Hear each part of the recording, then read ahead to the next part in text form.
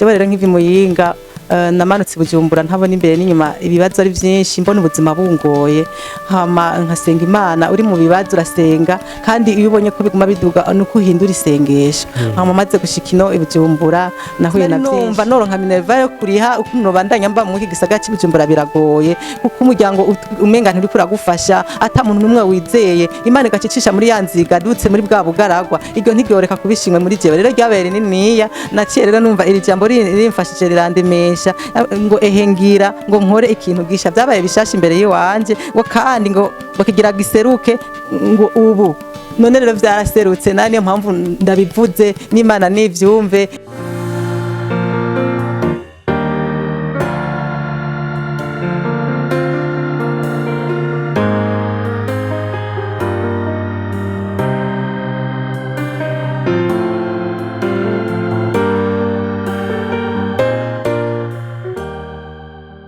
Bakunzi ba mama kuri vya STV uyu munsi turabona ibintu byahindutse kuri kamera yacu turi kumwe n'umutumire akabagiye kutwidondora mbega mwitwa bande musanzwe muri abakristo bo mwishengero iri murakoze mazina nitwa J.Baptiste ndi umukristo mwishengero rya Pentecote mba imuyinga akije mwishengero rya Pentecote ariko ninjira mwishengero rya Pentecote Bujumbura Nyakabiga. Eko murakoze cyane reka tubasaba musengere icyo mugiye kudushikiriza muce mudushikiriza ikiri ku mutima Imana ibaho umugisha. Mana turagushimiye turabukengurukiye ko n'ubu wabyemeye ukarema umurango twatwisanze turi bazima nubihere gucyubahiro none rero turakwinga inzubane natwe ushika kutugirira neza umwanza kumuranga ahantu zo kubika imatsi ndakoze ko byumvise kandi kuza kubikora byose mu izina rya Yesu amen. Hama ndi ngaha kugira ngo mvuge ishimwe mvuge iby'Imana igenda dukorera iby'Imana inkorera ni byinshi cyane mgo nagomba kuvuga bike nishimikije umurongo umwe mu ijambo ry'Imana mu gitabo cy'umuvugishwa n'Imana Yesaya igice cya 43 umurongo wa 19 haravuga ngo ngira nkore ikintu gisha kugira giseruke ubu mbega ntimuzokimenya nzoca inzira no mu bugararwa ntembeshe inzuzi ahagadutse ese nabahezagira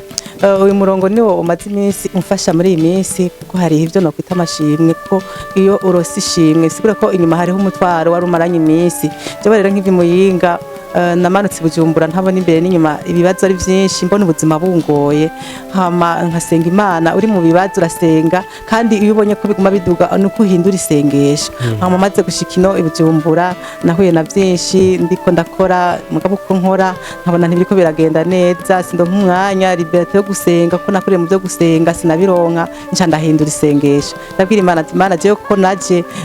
hanyuma rero nkaba nashitse ngaha hariho ibintu mbona bitanyoroheye mugabo inyuma yaho ica ndinjira muri groupe iyi mpama kuri vya Yesu TV hariho amajambo menshi nagiye ndabona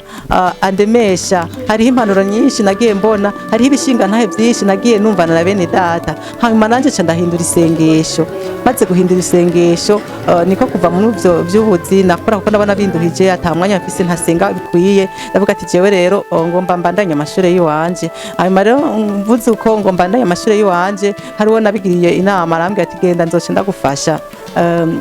nzokurihira minervare nzogufasha byose abamarasiyo nzogupangira inzu ivyo bihagarike byo gukora hanyuma rero Imana ikora nk'Imana ntivyabandanije nkuko nabishaka uwo muntu ntiyabandanije andihira ntiyandihiye hanyuma rero je maze kuwinjira mwishe ndagenda inzi ko nzoronka umuntu amindihira minervare ndashima Imana ko yafashije umutima wanje nageze mu kwa mbere ngeze mu kwa gatatu hageze ko turi ha minervare wa muntu yo kundihira niko gucambwira ko vyahagaze bimaze guhagarara je umutima wanje ntiwasubiye kumera neza naragize ikibazo ndimva mbega ndaduga mbe ndasaba muri bya bihe narimwe bwa buzima ndumva ndushe cyane muko bicashimira Imana nuko ibika isengesho ry'umuntu amasengesho yacira yabika rero kubera izi mpanuro nagendezo muri mama kuri vya STV zaramfashije avuga ati ari ibishinga ntaye bya bene data reka nanje nizerere kuri bene data ko naho mbona umenga nta nzira bifise ariko Imana izociza izindi nzira rero ndashima Imana ishimwe mfise nuko yanciriye inzira maze kuncira inzira ndaronka uwundi muntu anyitwararika acarandihira minervare kuko no muhira wamenga ntacyo bibabwiye abo tuvuka ntacyo byari bibabwiye mugabo ndashima Imana ko yampaye uyundi muryango